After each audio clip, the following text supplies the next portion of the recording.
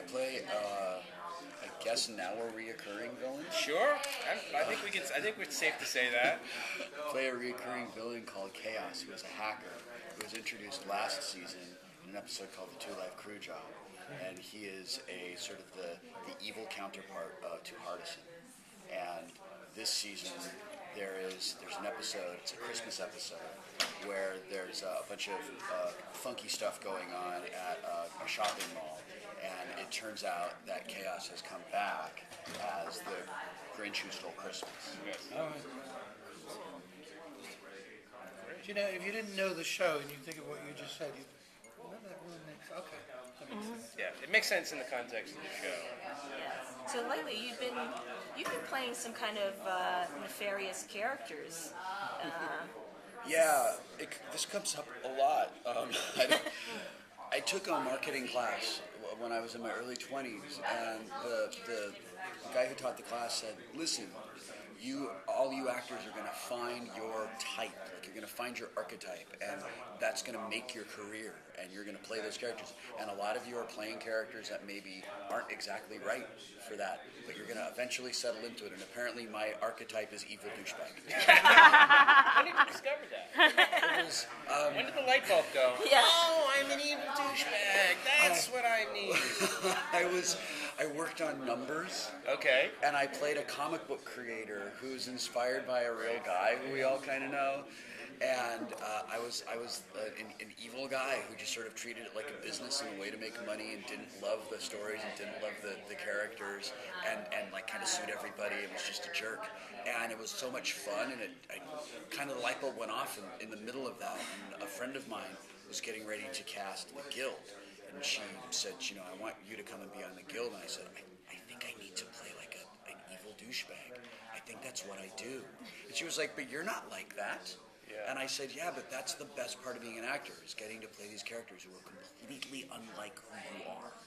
And when Rogers asked me if I would do Leverage, he's like, you're kind of playing an evil douchebag. And when Brady asked me to do Big Bang Theory, so you're gonna play like an evil version of yourself. I thought, I guess that's what I do. Okay. It is always the most fun character to play. I mean, to be good is boring. Yeah. I mean, it's hard to make good interesting as much as evil. Because the villain is the hero of his own story. Right. And when I write, I love to write villains.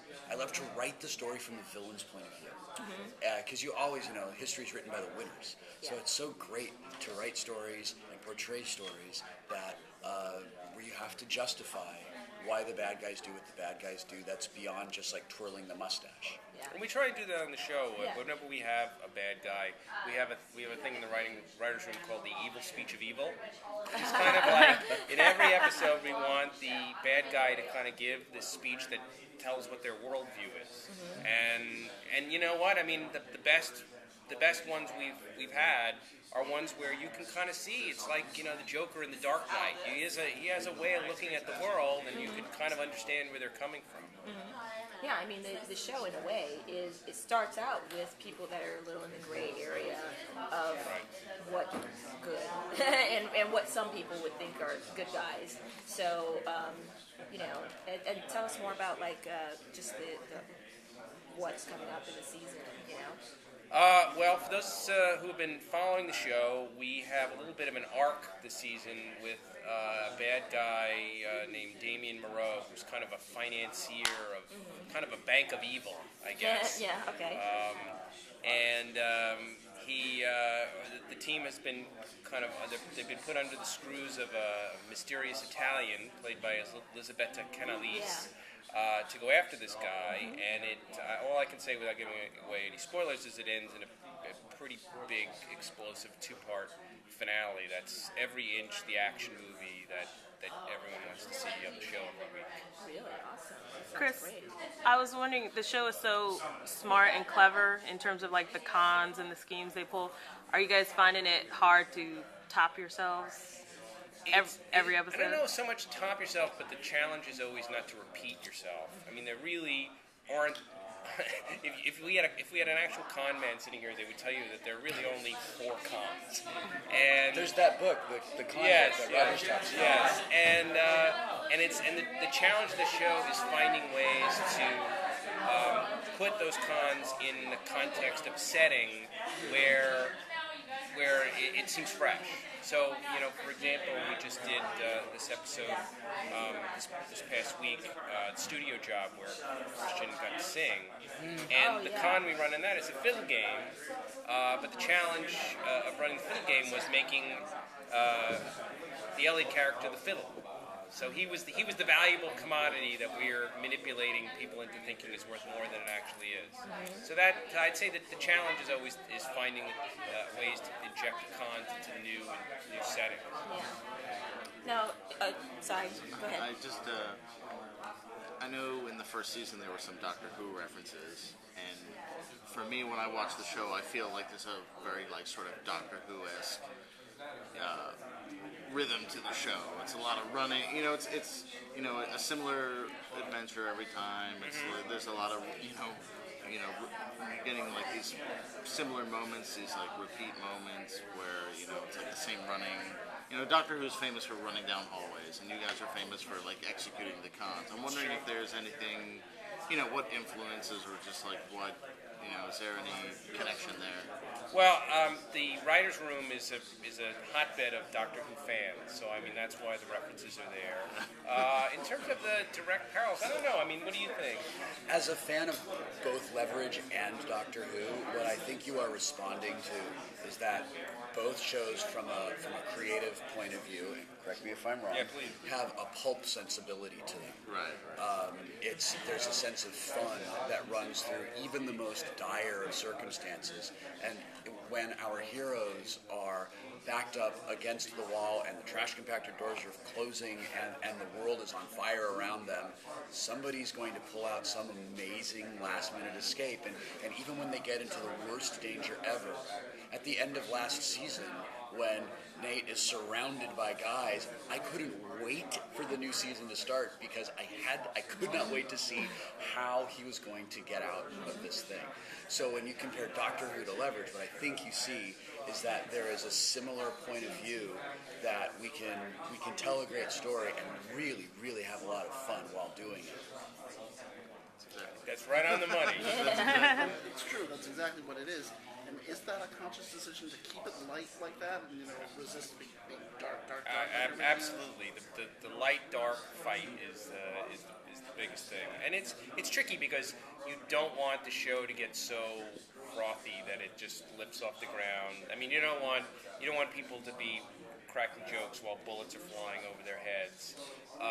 So we do really pay attention to the tone of the show, and we always try and have something in every episode, an emotional hook that really grounds the episode, that kind of gives us license to have fun. So that's also a challenge because we like to have fun in the room. The writers' room is run very much like a half-hour room. We riff, we make jokes, and it's you can get into a situation where you've sort of lost the emotional core of the episode, and we really try not to do that. Talk a little bit about the way the show has evolved from season one, because it's interesting. You set out to create a certain kind of series, and at some point you look back and almost unconsciously the show has taken on a life of its own. It's gone in directions that maybe you hadn't anticipated, but that's fine. It's part of the nature of a long-running series. Looking back now, how has the series changed from what you set out to create to what you're actually doing now? I honestly feel like we're doing the show that we set out to do. One of the things I'd always found in television is you need to kind of come out of the gate and know what show you're doing. Shows that I've always felt like failed were shows where it's a great pilot, but then you watch episode 2, 3, and 4, and you can see the writers trying to figure out what is the show.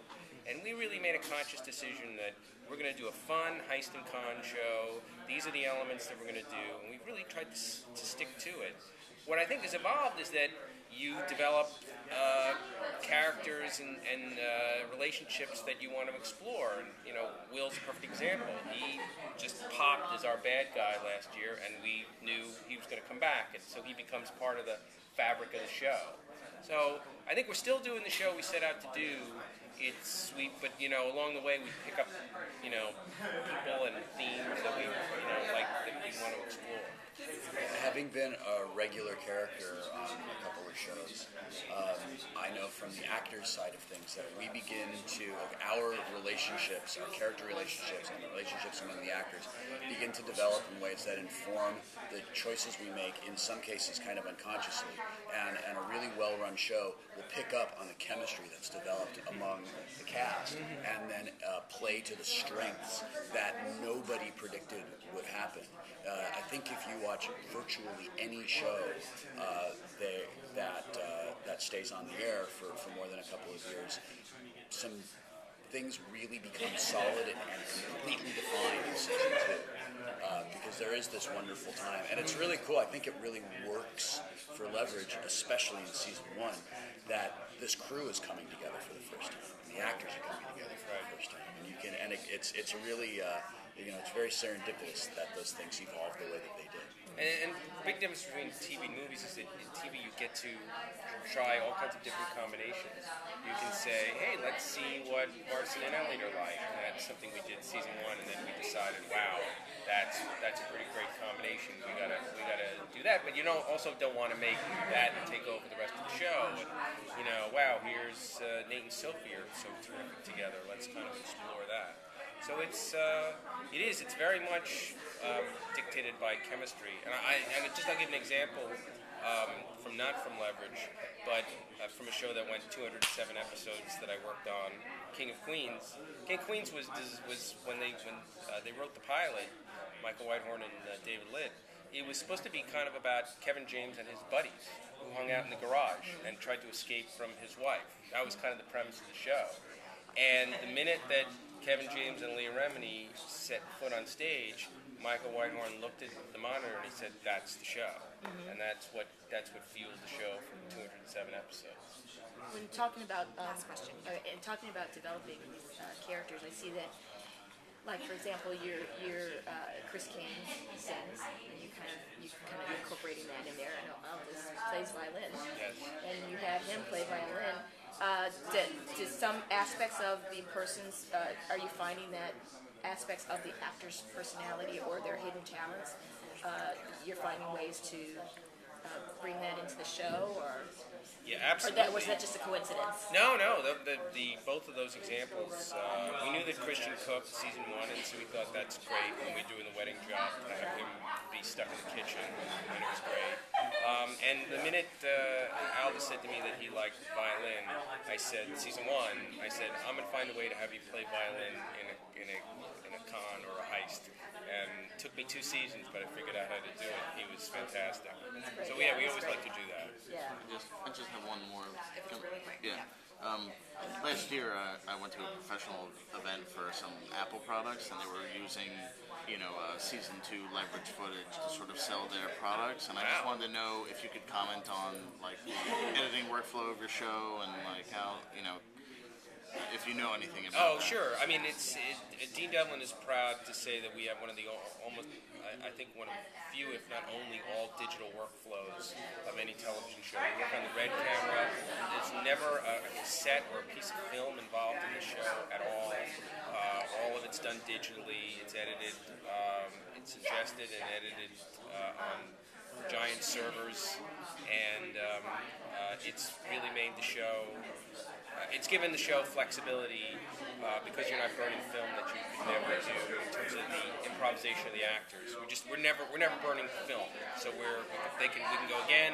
We can have them try the scene a different way. It's changed the show creatively. As an actor, being able to work in that environment with the Red camera, it's so wonderful. It's like doing a play, and it's almost like having rehearsals that never stop.